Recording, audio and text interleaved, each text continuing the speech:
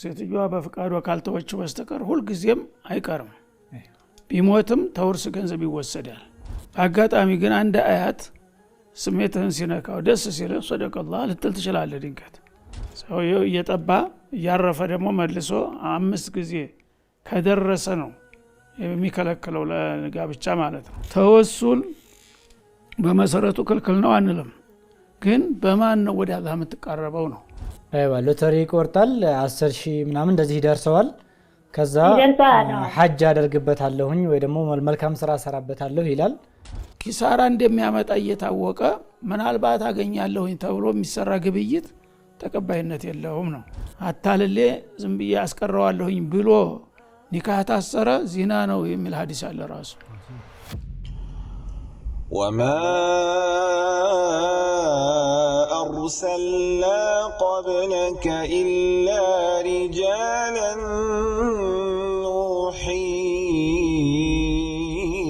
إليهم فاسألوا أهل الذكر إن كنتم لا تعلمون ودنا ተከበራችሁ የአፍሪካ ቴሌቪዥን ተመልካቾቻችን ሰኞ እለት ከውዱ ሼኻችን ጋር በመሆን ወደናንተ የሚደርሰው የአልፈታዋ ፕሮግራማችን ዛሬም ጀምሯል ማለት ነው ኢንሻአላህ እስከዛሬ ስታደርጉት በነበረው መሰረት በስክሪን ላይ ባለው ስልክ ቁጥርና የቴሌግራም ዩዘር ኔም በመደወል ጥያቄዎቻችሁን ልታደርሱን ትችላላችሁ ኢንሻአላህ በተቻለ መጠን በቅደም ተከተል ወደናንተ ከምላሻችሁ ጋር አብረን የምንቆይ ይሆናል ኢንሻአላህ ሼኽ አህለን ወሰለን مرحبا ان شاء الله ተመልካቾች እስከሚደውሉ የተዘጋጁ ወይም ደግሞ ከዚህ በፊት የተላኩ ጥያቄዎችን ያነሳን እንቆያለን ምንድነው የሚለው ሱስ ካለበት ሰው ጋር አብሮ መስራት እንዴት ይታያል ይላል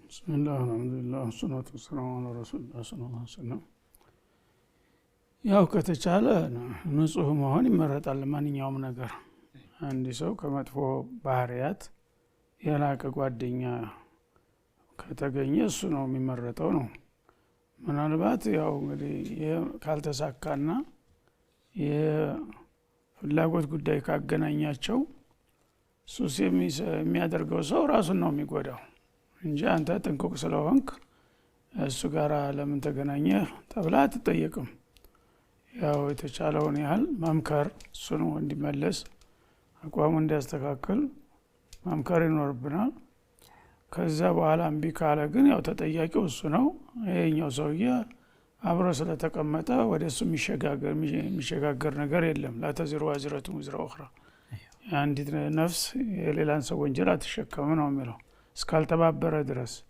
እንደገና ደግሞ በሚችለው ተመከረው ድረስ ምንም ያስጠይቀው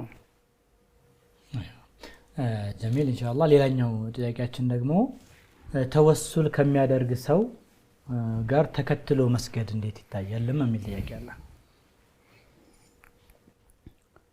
ተወሱል የሚለው መጀመሪያ ምን ማለት ነው የሚለውን ማለት ነው አንዳንዶቹ ተወሱልም እስቲዋሳንም ሁሉን ነገር ደበላልቀው ምንም ማይለዩ አሉ እና ተወሱል ማለት ያው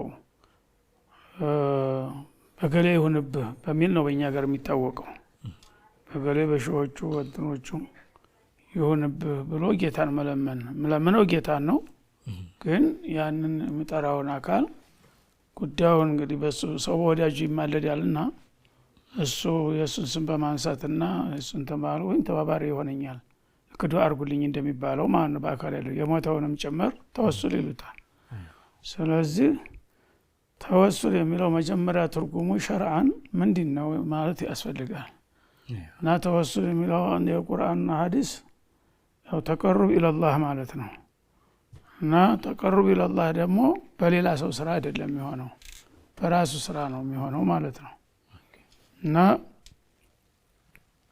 ወሲላ ያዙ የሚል አያት አለ ወሲላ ያዙ የሚለውን መጀንበሉ በሚል ነው የሚተረጉሙትና የሚረዱት ማለት ነው ወሲላ ያዙ ማለት ኸይር ስራን አብዙ ኸይር ስራ ወደ አላህ ያቀርባችኋልና ወደ አላህ የሚያቀርበውን ስራ ስሩ ነው የተባለው እንጂ ወሲላ ማለት ገሌ ይሁን በመጀን ማለት አይደለም ነው በዛ መልኩ የሚፈስሩት የራሳቸው ፍላጎት ነው እንጂ ማንኛውም ሰው ወደ አላህ የሚያቀርበውን ነገር እነሱ ግን የአላህ ወዳጆች ናቸውና በእነሱ በኩል ስንል ያው ወደ አላህ መቃረብ ማለት ነው ይላሉ።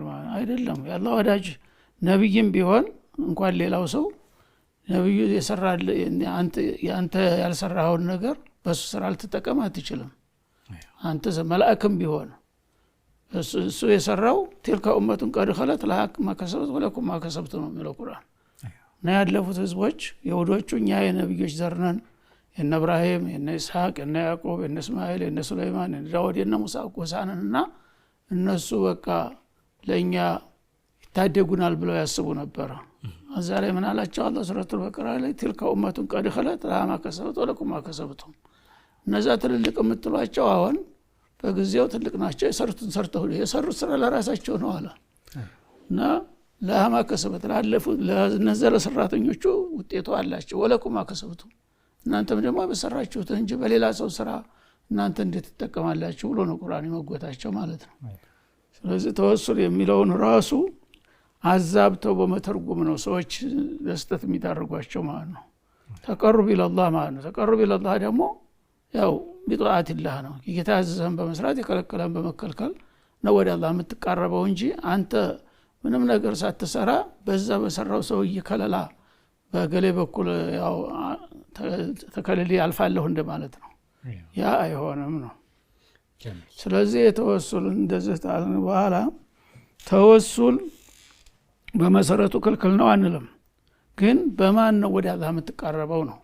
ሰዎች በትልልቅ ሰዎች በነብዮች በወልዮች ነው ወደ አላህ የምንቃረበው ነው የሚለው። በእነሱ የምትቃረበው የእነሱ ፈለግ ተተከተልክ የእነሱን ሱና ከሰራህ ያ ስራህ ነው ራሱ የሚያቃርበህ ማለት ነው እንጂ ምንም ነገር ሳታደርግ እነሱን ብቻ ስለጠራህና በእነሱ ይሽቻለሁ ስላልክ እነሱ ወደ አላህ ማቃረብ ቀርቶ ያራርቅሃል እንደው። ምክንያቱም አላህ Subhanahu Wa Ta'ala እኔን ዱዓ ስታረጉ ዳሰአለከ ዒባዲ አኒ ፈኢኒ ቀሪብ ነው የሚለው። ጌታ መለመን ከፈለጋችሁ እኔ ቅርብ ነኝ ወጅቡ ዳዕወተ ዳዒ ነው እንጂ አለ በገሌ መጀኑ በሉ አላለም አላህ Subhanahu Wa Ta'ala።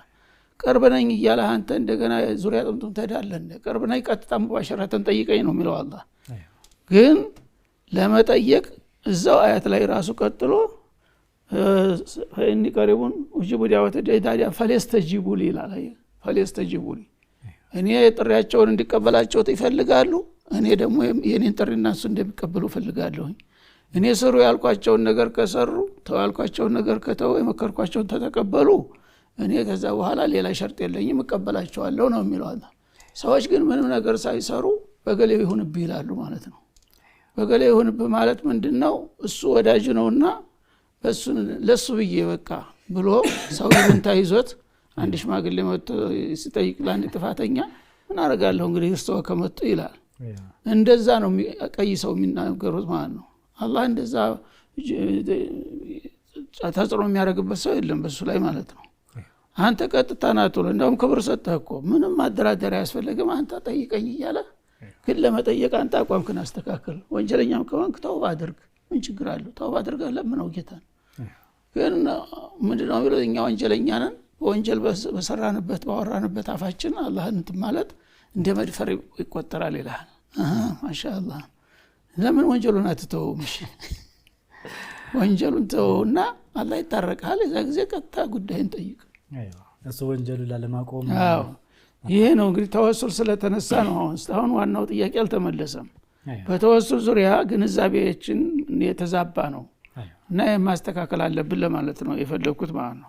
ከዛ በኋላ ተወሱል የሚያደርገው ሰው እንግዲህ አሁን ሁለት አይነት ትርጉም አለ ማለት ነው። ቁርአንና ሐዲስ የሚለው ተወሱል ኸይር ስራ ነው ወደ አላህ የሚያቀርበው ኸይር ስራ ፈለስተጅቡል እንዳለው ያ በዛ መልክ ከሆነ ይሄ ችግር የለውም ነው። ወደ አላህ መልካም ስራ እየሰራ ትቀርባለህ። ያንን ደግሞ ስለሰራህ ተወሱል ነው ብሎ ማንም ሰው ሊጸየፈህ አይችልም ማለት ነው። ሁሉም ይፈልጋል ያ ነገር። ግን ተወሱል ማለት አንተ ምን ነገር ወደ አላህ የሚያቀርብ ነገር መስራት ትተህ በገሌ ይሁንብህ እያልክ ከሆነ ያ መጀመሪያ መሽሩዕ አይደለም። መሽሩዕ ስላልሆነ ከእንደዚህ አይነቱ ሰው መራቅ ይገባል ማለት ነው። ጀሚል ኢንሻአላህ ሼክ መስመር ላይ ጥያቄ ያለን ቆየትን ብላለች ኢንሻአላህ አፍወን ሄሎ ሄሎ ሰላም ወአለይኩም ሰላም ወራህመቱላሂ ወበረካቱ። ጥያቄ ነበረኝ ኡስታዝ። መርሐባን አህለን። እንትን 40-60 ኮንዶሚኒየም ተመዝግበን ነበር። እሺ እና ወለድ አለው። እሺ እኛ ያው ወለዱን ብለን ሳይሆን ቤቱን በመፈለግ ነበር የተመዘገብነው የጋራ መኖሪያ ቤት። እና አሁን ብሩን ለማውጣት ከፈለግን ምንድነው የምናደርገው? ለማቋረጥ ነው ይሄን ነገርስ ወለዱ እንዴት ነው? እኛ ያው ወለዱን አልተጠቀምንም፣ በዝግ አካውንት ነው። በምን መልኩ ነው መጀመሪያ ወለድ ያለው? እንዴት በምን አወቃችሁ ወለድ እንዳለው? አለው የጋራ መኖሪያ ቤት ኮንዶሚኒየም ነው፣ ያው ወለድ አለው። ኦኬ አሰራሩን የተወሰነ እንትማት ከቻልሽ ቆንጆ ነበር። ለመልስ እንዲያመች ወለድ ያለበትን ምክንያቱን እንደዚህ ስለሆነ ብትይ ቆንጆ ይሆን ነበር ለምላሽ ማለት ነው። አዎ ማለት በቃ የጋራ መኖሪያ ቤት ኮንዶሚኒየም በዝግ አካውንት ነው። በቃ በየጊዜው ብር ስናስገባበት የራሱ ወለድ ይኖረዋል 10,000 5,000 እና እኛ ያው ወለዱን ብለን ሳይሆን እዛ የገባነው ቤቱን በመፈለግ ነው። እና አሁን ያን ነገር ለማቋረጥ ብንፈልግ እንዴት ነው የምናረገው የሚለው ነው። ኦኬ ወለድ የተገኘውን ገንዘብስ እንዴት ነው የምናረገው? ማቋረጥ ይቻላል ወይ? እና ደግሞ ይሄ ነገርስ እንዴት ይታያል በሸሪዓው? አይዋ ጀሚል مرحبا እሺ ኡስታዝ እሺ ጀዛኩሙላህ ወያኪ مرحبا ወለድ የሚለው ግልጽ አልሆነልኝም። ወለድ አለው አለች። ያው እንዴት እንዳለው አላስረዳችንም እንጂ ወለድ እንዳለው አምናለች እሷ። ወለድ አለው አለች። ወለዱ በምን መልኩ ነው የመጣው? ቤት ሊሰሩላቸው ያው በፐርሰንት ሁሉ ጊዜ በየጊዜው ሊከፍሉ ነው የሚዋሉት አይደለም? ስለዚህ ከዛ በኋላ ወለዱ ምንድነው የሚሰራው? ጊዜው ተገድቧል። በዚህ ጊዜ ይሄን ያህል ጊዜ ተጀመረ ጀምሮ በየአመቱ ይሄን ያህል ተከፍላላችሁ ተብሏል አይደል? አይዋ ያ ከተባለ ቀፍያውን በየጊዜው የሰውየው የተወጣ ከሄደ ወለዱ ምን አመጣው ነው? አይዋ ግልጽ አልሆነም። ለኛ አልተበራራም በምን መልኩ ወለድ እንዳለው። እንሰማለን ወለድ ያለው ያው ባንክ መወለድ ያለበት የሚባል እንሰማለን። ግን ወለዱ እንዴት ነው የሚመጣው? ስለዚህ እህታችን ደውላ በወለድ በምን መልኩ እንዳለው ብታስረዳ ለምላሹ አመቺ ይሆናል ማለት ነው። አስቸጋሪ ነው ይሄ ጥናት ያስፈልጋል። مرحبا እሺ ሌላ ጥያቄ እናስተናግዳለን ኢንሻአላህ። ሄሎ ሰላም አለይኩም። ወአለይኩም ሰላም ወራህመቱላህ። ጥያቄ ነበረኝ። አህለን مرحبا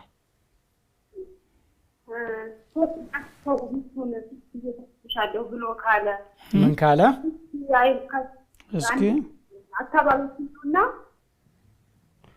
እንደገና መልሹ። ብሎ አለ። 3 ሴቶች አሉ። እስቲ አልተሰማም በደንብ። 3 ጊዜ ፈትቻለሁ ብሎ አለ። 3 ጊዜ ፈትቻለሁ በአንድ ቃል ነው ያለው? እንደዛ አሁን እንደምትዩ 3 ጊዜ ወይስ ደጋግሞ ፈትቻለሁ የሚለው እንደጋገመው? በአንድ ቃል 3 ጊዜ። እሺ ከዛስ? ከዛ ሂደን ኡስታዝ ስንጠይቅ በአንድ ጊዜ 3ን ማለት ስለማይችል ሰላትና መልሳችሁ በአንድ ጊዜ 3ን መፍታት ስለማይችል ረጃዕቱ ብለህ መልስ አሉ። እና ይሄ እንዴት ይታያል? አይዋ ጀሚል ከጠየቃችሁና መልስ ካገኛችሁ በኋላ ለምን ሌላ ቦታ ትጠይቃላችሁ? መጀመሪያ ከጠየቃችሁ ገሌ እንዳለ ለማለት ነው እንትን የምትሉት። መጀመሪያ የመረጣችሁትን ሰው መጠየቅ፣ ከመለሰ በኋላ ያው መልስ ተመልሷል ማለት ነው። አለበለዚያ ሰዎች ከዛም ይጠይቁና የሚሻላቸውን ለመምረጥ ነው እንትን የሚሉት። ይህ አግባብ አይደለም ነው። ሰዎች መጀመሪያ የምታምኒውን ሰው እንዴት ሐሳብ ሰጫለሽ እንትን ብለሽ መጠየቅ፣ ተጠየቅሽ በኋላ ግን ያ ሰው መልሶልሻል፣ በዛ በመልሱ መስራት ነው። ስለዚህ ሰዎች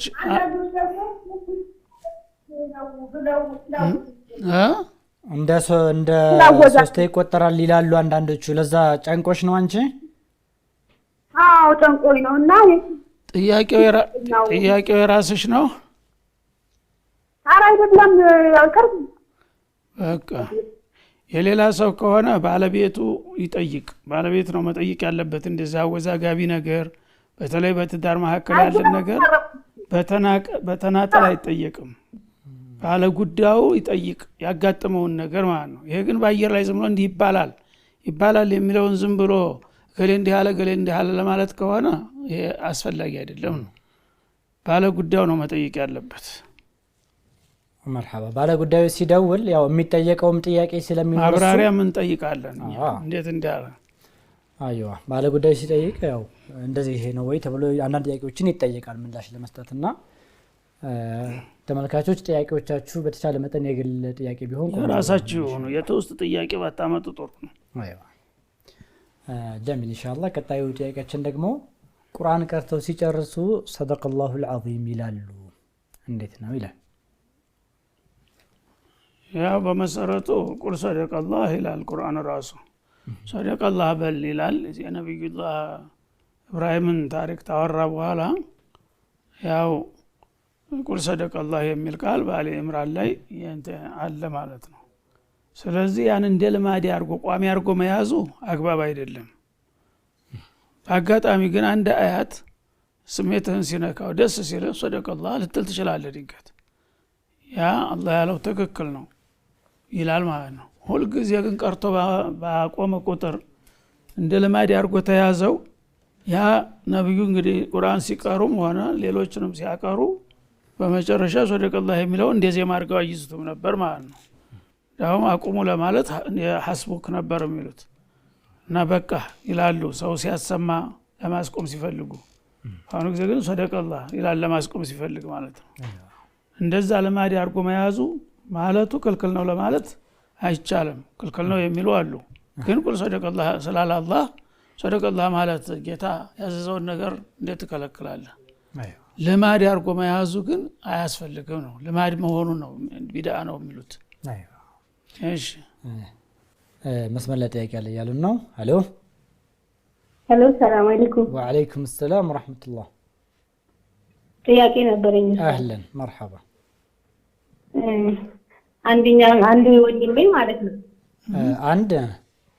አንድ ወንድሜ እሺ ሌቶሪ ይቆርጥ ነበር ማለት ነው። ሎተሪ እሺ ይቆርጥና 10,000 ምናምን ማስተዛዘኛ ይደርሰዋል። እና አሁን ደግሞ ምንድነው የሚልን ሀጅ ያደርግበታለሁ ወይ ደግሞ የሆነ ነገር ስራ ላይ ያውላለሁ ይሉናል። እኛ ደግሞ ሐራም ነው ይሄ ነገር ክልክል ነው በሸሪዓ ስንለው እኔ ብሩ ይድረስኝ እንጂ ማደርጎን እኔ አውቃለሁ ይልናልና ይሄ በሸሪዓ በኩል እንዴት ይታያል የሚለው ነው። አይዋ ሎተሪ ይቆርጣል 10,000 ምናምን እንደዚህ ይደርሰዋል። ከዛ ሐጅ ያደርግበታለሁኝ ወይ ደግሞ መልካም ስራ ሰራበታለሁ ይላል። እናንተ ግን ተው ያላችሁት ነው። አዎ ከዛ እሱ ይድረሰኝ እንጂ ያው እኔ ማረገውን አውቃለሁኝ ይላል። ይዘታል። አዎ አይዋ ጀሚል። ሁለተኛ ደግሞ እሺ የኔ ባል ከመጀመሪያም ስንገባ የኒካ ቀለበት የኒካ ብር ያሰጣኝ ማህሪዬን ማለት ነው። ማህር እሺ ማህሪውን ያሰጣኝም ነበር እና ከዛሬ ድረስ ደግሞ ተለያይተን ያለነውና የኒካኑ አላወረደም። ግን 8 ዓመት ምናምን ሞልቷል። ይሄ ነገር እንዴት ይታያል በእናንተ በኩል? ያው በሸሪዓ ነው የሚታየው። ከተለያያችሁ ቆይታችኋል። ኒካ ግን አልወረደም። ማህረችንም አልሰጠሽም። ኒካሁም አለ አሁንም? አዎ ጥሩ። እሺ የመጀመሪያው ሎተሪው ያው ክልክል ነው። ያው ሙስሊም ሎተሪ መቁረጥ አይገባውም ማለት ነው። ምክንያቱም ያው ገሽ አለበት። ማን ገሸና ፈለይሰ ሚና። አንድ ሰው ግብይት ሲያደርግ ሻጭና ገዥ አንድ ዕቃ በሚሸጠው በሚገዛ ጊዜ ሁሉም ተጠቃሚ መሆን አለበት። ሁሉም ሰው የገዛ ሰው ሁሉ መጠቀም አለበት፣ የሸጠው መጠቀም አለበት። ግን ጥቅሙ ሊመጣ አስተማማኝ ባልሆነ ነገር ግብይት መፈጸም አይቻልም በእስላም ማለት ነው። ጥቅሙ ሊመጣ ይችላል፣ አልፎ አልፎ አንዳንድ ጊዜ አጋጣሚ ይሆናል። ግን የሚከስረው ይበዛል። በመቶ የሚቆጠሩ ሰዎች ከስረው ነው የነዛ ተሰብስቦ ለአንዱ ደረሰው የሚባለው ማለት ነው። ሁሉም ግን እንደሚከስሩ ቢያውቁ አይከፍሉም ነበር። በተስፋ ነው እና እኔ ያገኛለሁ ብለው ነው እንትን የሚሉት። ስለዚህ በሌላ ሰው ኪሳራ አንድ ሰው መጠቀም የለበትም ነው። መጀመሪያ ደግሞ ተጠቃሚነቱ ባልተረጋገጠ ነገር ግብይት መፈጸም ክልክል ነው ራሱ። ለዚህ ክልክል ነው ማለት ነው። ያው እንደ ቁማር ነው። ቁማር ጋር ይገናኛል ሎተሪ ማለት ነው ቁማር የሚጫወቱ ሰዎች ያው እንግዲህ ይጫወታሉ ተቀላጥፎ የተሳካለት ይበላል የሌላው ይበላል ማለት ነው ይከስራል እና ኪሳራ እንደሚያመጣ እየታወቀ ምናልባት አገኛለሁኝ ተብሎ የሚሰራ ግብይት ተቀባይነት የለውም ነው አይዋ ከዛ በኋላ እኔ ሐጅ አረግበታለሁ ዑምራ አረግበታለሁ ኸይር ሰራለሁ የሚለው መጀመሪያ ገንዘብ ሐላል ሲሆን ነው ሰደቃ የሚሆነው ለኢባዳ መሳሪያ ሊሆን የሚችለው ገንዘቡ ሐላል ሲሆን ነው ኢነላህ ጠይቡን ላ ይቅበሉ ኢላ ጠይባ አላህ ንጹህ ጌታ ነው ንጹህ ተስራም ንጹህ ነው የሚወደው እንጂ በቁሻሻ ነገር የመጣ ነገር አይቀበልም ሐጅ ቢያረጋውም ተቀባይነት የለውም ማለት ነው ዑምራም ቢያረጋው ሰደቃም ቢሰጠው ተቀባይነት የለውም ለምሳሌ ሰርቆ አንድ ሰው የሰረቀውን ሰደቃ ቢያረግ አጅር ያገኛል ነው ምናልባት ለዛ ለተሰረቀው ሰው ሊሄድ ይችላል አጅሩ ማለት ነው ስለዚህ ቀምተህ የሰው ገንዘብ ቀምተህ አምጣታ አጭበርብረ ሰደቃ ብታደርግ ያ ሰደቃ ቁሻሻ ስለሆነ አላህ አይቀበለውም ማለት ነው እና በዚህ መልክ አስረዱት ነው እኔ ያቃለሁኝ ይያል እንደሚስተው ከሆነ እንግዲህ ምዛቸውን የሚከለክለው ነገር የለም ማለት ነው አላህ ግን እንደማይቀበል ነግሮናል ቁሻሻ ጠይብ ያልሆነ ነገር አታውጡ ለሰደቃ ማትስጡ ነው ያለው መርሐባ ባለቤቴ ጋር ስንጋባ ባህር አልሰጠኝም ነበር አሁን ከተለያየን ወደ 8 አመት አካባቢ ሆኖናል ኒካውንም አላወረድንም እንዴት ይታያል ይሄ ነገር ነው ማህር ያው ሴትዮዋ በፍቃዷ ካልተወችው በስተቀር ሁሉ ጊዜም አይቀርም ቢሞትም ተውርስ ገንዘብ ይወሰዳል ይሄን ማወቅ አለባችሁ ብዙዎች አያውቁም ይሄንን ቢሞት እንኳን እዳ አለብህ ወይ ሲባል ከእዳ አንዱ መህር ነው ራሱ ያልተከፈለ መህር ካለ እዳ ነው ማለት ነው ያን እዳ ካልከፈለ ይጠየቃል ቀብር ውስጥ እሱ ስለዚህ ካለም የገንዘብ አሮጌ የለውም 8 አመት ቀርቶ 80 አመት ብትኖርም አፉ ካላለች በስተቀር ሐቋ ነው መጠየቅ ትችላለች ማለት ነው መጀመሪያ አሁን ቢታረቁም ቢለያዩም ማህሬን ክፈላይ ማለት ይችላል መጀመሪያም ሳታስከፍል ማለት ይችላል አይደለም በሆነ ምክንያት ምናልባት ለጊዜው የለውም ተብሎ ይዘናጋል ሰው ግን ያ ማለት አፉ ካላለች በስተቀር ይቀርለታል ማለት አይደለም አንዳንዶቹ ለማታለዝም ብለው ይያላቸውም የለኝም ይላሉ ችግር የለም ኋላ ስታገት ከፍላለህ ይባላል በዛው ተረሳስቶ ይቀራል ብልጣብልጦች እንደዚህ እንዳውም መህሩን አልከፍልም አታልሌ ዝም ብዬ አስቀረዋለሁኝ ብሎ ኒካህ ታሰረ ዚና ነው የሚል ሐዲስ አለ ራሱ ኒካሁ ራሱ ትክክል አይደለም ማለት ነው እና ያንን ደግሞ እንግዲህ ሰዎች ያው በችላታ ሴቶችን በገንዘብ አንጨቃጨቅም ትዳር ነው እንጂ መንፈልገው ይላል የሴት ወገንም ማለት ነው ወንድም ደግሞ አንዳንዱ እርግጥ ቸግሮት ለጊዜው የለኝም ሊል ይችላል ሲኖረው ግን ፈልጎ መስጠት አለበት እያለውም ለመሸወድ የሚላል እያለው ለመሸወድ ከሆነ ኒካሁ ራሱ ትክክል አይደለም ነው የሚለው ሐዲሱ ማለት ነው ስለዚህ አሁንም መጠየቅ ትችላለሽ ነው የሚከለክልሽ ነገር የለም አንቺ በፍቃድሽ አፉታልሽው ያው አፉአልሽው ማለት ነው ችግር የለው ግን እንዳልከፈለሽ ከታወቀ ተተረጋገጠ በሽማግሌም በዳኝ በሸሪዓ ፍርድ ቤት የምትጠይቂ ታገኛለሽ መህርሽን ማለት ነው መርሐባ ረፍተን መለሳለን ወድና ተከበራችሁ የአፍሪካ ቲቪ ተመልካቾቻችን ፕሮግራማችን አላለቀም ረፍት ወስደን ተመልሰን እንገናኛለን ሰላም አለይኩም ወራህመቱላሂ ወበረካቱ وما أرسلنا قبلك إلا رجالا نوحي إليهم فاسألوا أهل الذكر إن كنتم لا تعلمون ተመልካቾቻችን ከረፍታችን ተመልሰን ተገናኝተናል مرحبا إن شاء الله مرحبا مسمر ላይ ጥያቄ ተቀበል ይያሉ ነው ሄሎ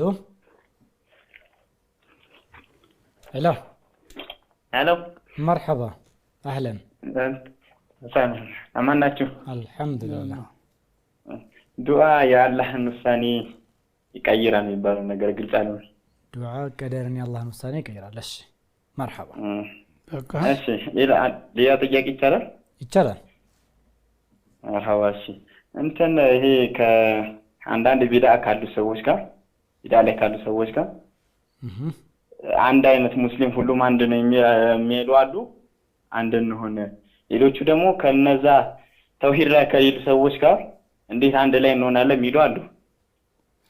እንዴት ነው? ጀሚል ተባከላ የመጀመሪያው ዱዓ የአላህን ውሳኔ ይቀይራል፣ ቀደርን ይቀይራል የሚባለው ነገር አልገባኝም ነው ያለው። ዱዓ እንግዲህ ቀደር ጋር አይጻረርም እና ዱዓው ራሱ የቀደር አካል ሆኖ ይመጣል። አላህ Subhanahu Wa Ta'ala አንድ ነገር ሲቀድረው ዱዓ ያደርጋል ሰውየው፣ በዛ በዱዓ ምክንያት ይቀየራል በሚል ሊያስቀምጠው ይችላል መጀመሪያውኑ ማለት ነው። ስለዚህ ዱዓ ስታደርግ መጀመሪያውኑ ስለሆነ ታደረገ እንዲህ ይሆናል፣ ካላደረገ በዚህ ይሆናል በሚል መልክ የሚቀደር የቀደር አይነት አለ። ቀደሩ አንዴ ሁሉ ጊዜ ቁርጥ ያለ ነገር ሳይሆን ማለት ነው። ስለዚህ ገሌ እንደዚህ ነገር ያጋጥመዋል፣ ያን ነገር ተማጋጠሙ በፊት ግን እንዲከሰራ ያው ሊቀር ይችላል፣ ይሻሻል ይችላል የሚል በሚል መልክ ይቀመጣል ማለት ነው። ይሄን የሚጠቁሙ ሐዲሶች አሉ። ለምሳሌ ዝምድና የሚቀጥል ሰው ዝምድናን በመቀጠሉ እርሜው ይጨምርለታል ይላል ማለት ነው። ስለዚህ ዝምድናውን ከቀጠለ እርሜው 80 ይሆናል፣ ካልሆነ 70 ይሆናል ተብሎ ሊቀመጥ ይችላል ማለት ነው። ስለዚህ ወንደው ሙል ኪታብ ይላል አላህ Subhanahu Wa Ta'ala ቀደር እርከን አለው፣ ደረጃ አለው። መጀመሪያ እሱ ዘንዳ ቁርጥ ያለ ነገር ተወስኗል። አንዳንድ ጊዜ ግን የተወሰኑትን ነገሮች በሁለት አማራጭ መሃል ያስቀምጣቸዋል ማለት ነው። ለመላእክቶቹ ለአስፈጻሚዎቹ አሁን ባለው መልክ ገሌ ዱዓ ካደረገ ይሄ ነገር ይቀየራል፣ ወይም ካላደረገ እንደዚህ ይሆናል፣ ዝምድና ከቀጠለ እንደዚህ ይሆናል በሚል መልክ ሸርጥ ጋራ በሚመጣ ጊዜ መላእክቶቹ ይሄንን ነው የሚሰጣቸው። እሱ ዘንዳ ግን የትኛውን እንደሚመርጥ እንደሚሆን ያውቃል። መጀመሪያው ነው ዱዓ የሚያደርግ መሆኑን አውቆ ላይኛው እንደሚደርስ ያውቃል ማለት ነው። ወይም ደግሞ እንደማያረግም አውቆ እታች እንደሚቀርም ያውቃል። እሱ ዘንዳ ሸክ የለም ማለት ነው። ጌታ ጋር ግን ለመላእክቶቹ በሰጣቸው መረጃ አሻሚ ይሆናል ማለት ነው። ግን እንደዚህ ከሆነ መለከል መውቱን ለምሳሌ እድሜው ይሄን ተሰራ እንደዚህ ይሆናል፣ ይሄን ተሰራ እንደዚህ ይሆናል በሚል መልክ ተሰጥቶታል። ስለዚህ ሲደርስ ነው የሚያውቀው። የትኛው ኬላ ላይ እንደሚቀር አያውቅም መላእክቱ ማለት ነው። በዛ በመላእክቱ ድረስ ግንዛቤ ሁለት አማራጭ አለ ማለት ነው። አላህ ዘንድ ግን አንደኛው የሚሆነውን ወስኗል መጀመሪያው ነው። ስለዚህ አሁን ልክ ያ የተባለውን ነገር ሳያረግ ሲቀር 80 ዓመት ተብሎ የነበረውን 70 ላይ በቃ ጨርሷል ተብሎ ትእዛዝ ይሰጣል ማለት ነው። ስለዚህ እድሜው አጠረ ይባላል ማለት ነው። መጀመሪያም እዚህ ላይ የተወሰነው ተዛ እንደማያልፍ ያውቃል አላህ Subhanahu Wa Ta'ala። ዱዓም እንደዛው ነው ማለት ነው። ዱዓ ካደረገ እንደዚህ ይሆናል፣ ታላደረገ ይላል። ያ በማድረግ አለማድረጉንም ያውቃል፣ የትኛው እንደሚፈጸምም ያውቃል አላህ። በመላእክቶቹ በኩል ግን አማራጩን የሚያውቁት ኬላው ላይ ሲደርስ ነው ማለት ነው። ሲያልፍ ያ የተባለው ነገር ስላደረገ ይቀጥላል ተብሎ ይሰጣቸዋል መመሪያ ማለት ነው። እና ይሄ ራሱ የቀደር አካል ነው ማለት ነው። ያን ሲወስነው ዱዓውንም አብሮ ወስኖታል፣ ሷዲቃውንም አብሮ ወስኖታል፣ ዝምድና መቀጠሉንም አብሮ አያይዞ ወስኖታል። ስለዚህ ለጊዜው እኛ ያው የተቀየረ ይመስለናል፣ ግን አልተቀየረም። ያው የሚሆነውን ነገር መጀመሪያም እሱ ወስኖ ጨርሶታልና ማለት ነው። እሺ ጀሚል፣ ሁለተኛውን ሳመለስ ጥያቄ እንቀበል ኢንሻአላህ። ሄሎ ሰላም አለይኩም። ወአለይኩም ሰላም ወራህመቱላህ። ጥያቄ ነበር። መርሐባ። እሺ የኛ ሴቶች ባሎቻችን ሳናሳውቅ ባሽ የሆነ ሰው የቸገረ የምናውቀው የኛ ሴቶች ነው ራችን ማለት ነው። እቤት ባለው ነገር ሰዎችን የሌላቸው ብልረታ ባህራችን ካለነበር ማለት ነው። አይዋ ባለዛም ሆኖ በቤት ባለ ነገር ኦኬ። ባሎቻችንን ሳናስፈቅድ ያው በአካባቢያችን ያሉ የተቸገሩ ሰዎች ምናምን ካሉ እቤት ካለው ነገር ብንረዳ ምን ችግር አለው ነው? ሁለተኛ ጥያቄ ጓደኛዬ ባልዋን ያገባችው ባልዋን ከወንድሟ አታቅ ነው ያገባው። ኦኬ። ግልጽ ነው ወይስ አንዳንድ ጊዜ አንዳንድ ጥያቄዎች ባለቤት ራሱ ቢደውል የበለጠ ቆንጆ ይሆናል? አይ እሷም አርብ ቀን ጠብቃ ቲቪ የላትም። አርብ ቀን ስትጠብቅ መስመሩን አጥታ ነው የሄደችው። ኦኬ አንቺ ጠይቂልኝ አለች። ምንድነው? እሺ እስኪ ግልጽ አድርጊው። ባሏንና ወንድሟ አብሮ ጠብተዋል። እሺ ተዘስ እሷ ሳታውቅ አገባችው። 2 ልጆች ወልዳለች። ባሏና የሷ ወንድሟ የሷ ታላቋ ነው ታናሹ? ታላቅ ወንድሟ። ታላቅ ወንድሟ እዛ አገባችው ሰውዬ ጋራ አብሮ ጠብተዋል። ባል የሱ የልጁ እናት የባሏ እናት አሄራ ሄዳለች። የሷ እናት አለች። እሷ ናት እናቷ ናት የነገረቻት። እና አሁን ደባሏ ልትነግረው ጨንቋት አላነገረችውም ከሰማች በኋላ። እሺ የእናት አባታቸው አንድ ነው እቺ ልጅቷና የወንድም የምትለው ወንድሟንና የእናትም በአባትም ወንድሟ ነው። እናትም አባትም ወንድሟ የራሷ ወንድም አብሮ የጠባው ባሏ ነው። ባሏ ከወንድሟ ጋር ጠብቷል።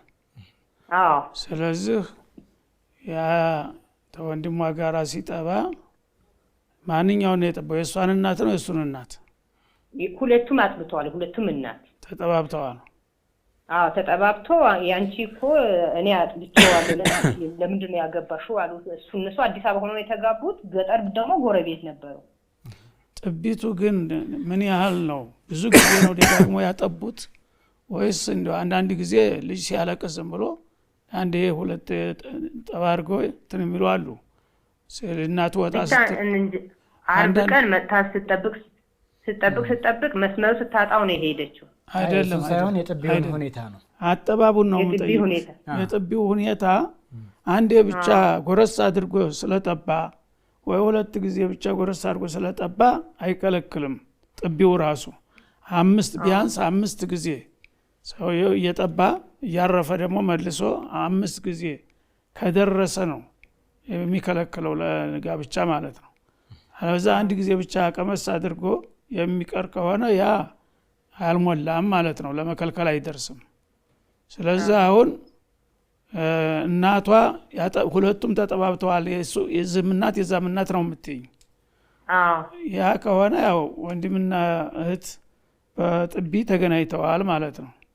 ወንድሟ ጋር ቢጠባም እናቷን ነው የጠባው ማለት ነው፣ ወይም የዛችኛዋን እናት ነው። እና የዛችም እናት ለዚችኛዋ እናት ሆናለች፣ አጥብታለች። የዚህኛውም ለዛኛው እንዲያውም በሁለቱም በኩል ሆነ ማለት ነው። ስለዚህ ይሄ አሁን ማምለጫው ጥቢው እንዴት ነበረ በሚለው ላይ ነው። ጥቢው ከ5 በላይ ከሆነ ነው። 5 ከደረሰ ከዛ በኋላ ነው የሚከለከለው፣ ጥቢው የሚከለክለን ማለት ነው። አለበለዚያ ዝም ብሎ አንዳንድ ጊዜ የገጠር ሰዎች እናቱ ወጣ ስትል ወይ ውሃ ስትሄድ ልጁ ያለቅሳል። ያኔ ለማታለል ተብላ ብድግ አድርጋ የጎረቤት ሴት ታጠበዋለች። አንድ ጊዜ 2 ጊዜ ጎረስ ታደርገውና ዝም ሲል ትተዋለች ማለት ነው። እንደገና ነገም በሌላም ጊዜ እንደዚሁ እየተቆራረጠ ከሆነ ያ አይጎዳም ነው። በአንድ ቀን ግን በመደዳው ዝም ብሎ አንድ ልጅ እናቶ ታቅፈውና አንድ አፍታ ይጠባና ያወጣዋል። ራሱ ያወጣውና ጡቱን መለስ ብሎ ደግሞ ይጎርሰዋል። አሁንም ይጠባል፣ አሁንም መለስ ብሎ ይጎርሰዋል። 5 ረድዓቲን ሙተታሊያት ነው የሚለው ሐዲሱ። በተከታታይ እያረፈ እየተመለሰ 5 ጊዜ ሞልቶ ከሆነ ያ ነው የሚከለክለው ነው። መጀመሪያ 10 ረድዓት የሚል ነበረ፣ ኋላ ደግሞ 5 ወደሚለው ወርዷል ማለት ነው። ስለዚህ ይሄንን አሁን ማረጋገጥ አይችሉም። ዝም ብላ አጥብታዋለች ነው የሚሉት። ወይም ደግሞ በተቆራረጠ መልኩ አንድ ቀንም አንዴ ቀመስ አድርጎ ይሄዳል፣ ነገም እንደዛው ይሄዳል። ተከታታይ አይደለም። ያ ካልሆነ አይከለክልም ነው። ግልጽ ከሆነልሽ ማለት ነው።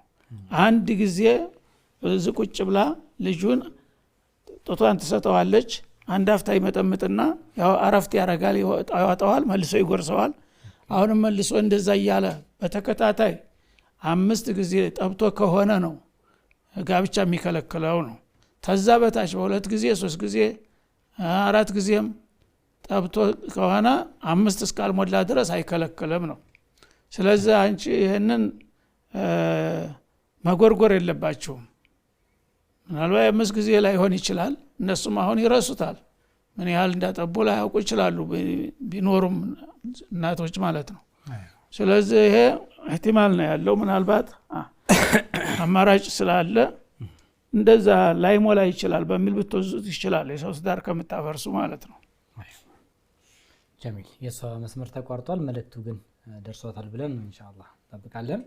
ቅድም ከተጠየቀው ጥያቄ አንዳንድ ሰዎች የቢድዓ ሰው ሁሉም ሙስሊም አንድ ነው ስለዚህ አንለያይ ይላሉ። አንዳንዶቹ ደግሞ ቢድዓ ሽርክ የሚሰሩ ሰዎች ጋር ደግሞ እንዴት አንድ እንሆናለን ይላሉ።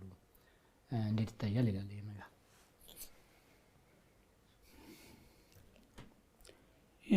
ጊዜ ያመጣው ችግር ነው። መጀመሪያ በግል የሚሰሩ ወንጀሎች ያው የሚጠየቀው ያው ግለሰቡ ነው። ያንተ ወንጀል ወደ እኔ ሊመጣ አይችልም፣ የኔ ወንጀል ወደ አንተ ሊመጣ አይችልም። አሁን ቀደም እንዳልነው ላ ተዝሩ ወዝረቱ ወዝረ ኡኽራ ነው። ግን አንድ እንሁን ሲባል እንደ ሙስሊም አንከፋፈር ማለት ነው።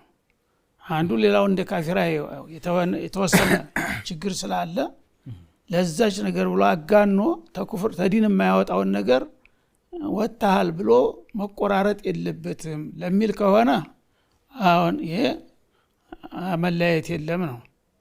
ግን ያ ቀጥታ ሽርክ ላይ የሚያደርስ ነገር ከሆነ ለምሳሌ ባልና ሚስት መካከል ሊሆን ይችላል።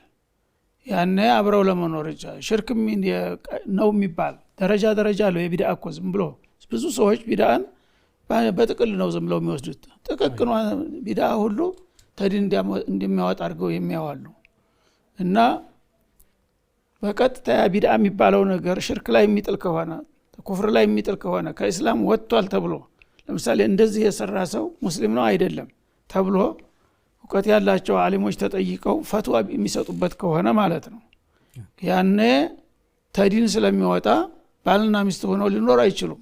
አንደኛው ያን ነገር ከሰራ ከእስላም ወጥቷል ማለት ነው፣ ያኛው ሙስሊም ነው።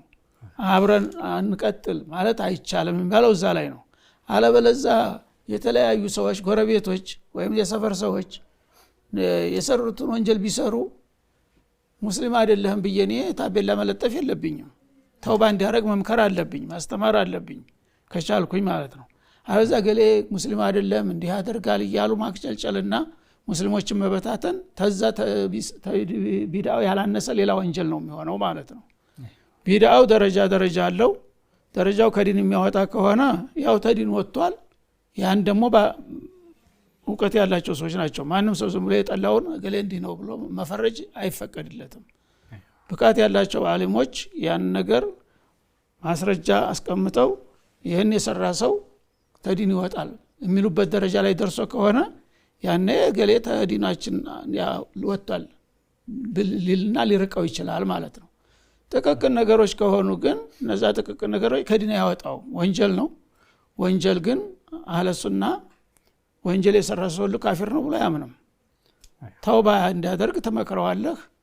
ግን ደግሞ ሙስሊም ነው። በአንድ በኩል ወንጀል ስለሰራ ኢማኑ ደካማ ነው። ግን ኢማኑ ደግሞ ሙሉ በሙሉ አጥቷል ማለት አይቻልም።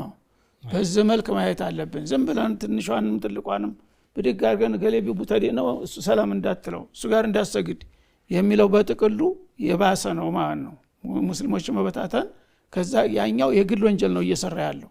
ይሄኛው ግን ሙስሊሙ ማህበረሰብ የመታወትን ስራ ነው የሚሰራውና የባሰ ጥፋት ነው። ዘዲያቱ ወደ ማጡ እየሄደ ነው ማለት ነው። ጀሚል ኢንሻአላህ ሰዓት አልቋል ያሉ ነው። የዛሬን ፕሮግራማችን እዚህ ጋር እንቋጫለን ሼክ ኢንሻአላህ። ውድና የተከበራችሁ ተመልካቾቻችን ፕሮግራማችን እዚህ ላይ ይቋጫል ኢንሻአላህ። በቀጣይ እስከምንገናኝ ድረስ የአላህ Subhanahu Wa Ta'ala ጥበቃ አይለያችሁ እያልን እዚህ ጋር እንሰናበታችኋለን። ሰላም አለይኩም ወራህመቱላሂ ወበረካቱሁ። وما أرسلنا قبلك إلا رجالا نوحي إليهم فاسألوا أهل الذكر إن كنتم لا تعلمون